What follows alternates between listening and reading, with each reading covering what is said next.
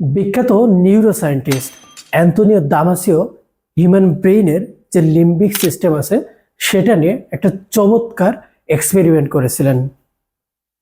তিনি তার এক্সপেরিমেন্টে এমন কিছু মানুষকে ইনভাইট করেছিলেন যে মানুষেরা কার্যত প্রচুর পরিমাণে ট্যালেন্ট ছিলেন, কিন্তু তাদের ব্রেইনের যে ইমোশনাল অংশ, যেটাকে নিউরোলজির ভাষায় বলা হয় লিম্বিক সিস্টেম, সেই লিম্বিক সিস্টেমটা ড্যামেজ ছিল।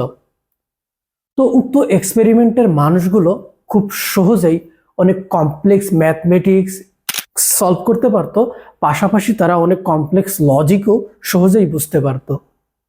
কিন্তু তাদের ভিতরে একটা সমস্যা দেখা গিয়েছিল, সেটা হলো যে তারা ছোট ছোট যে ডিসিশনগুলা সেগুলা নিতে পারতেছে না।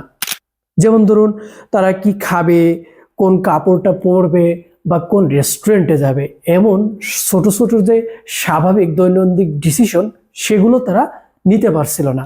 এই এক্সপেরিমেন্টেই অ্যান্তোনিও দামাসিও প্রমাণ করেছিলেন যে মানুষের ডিসিশন মেকিং এর সময় তার ইমোশন অর্থাৎ তার লিম্বিক সিস্টেম সরাসরি জড়িত থাকে।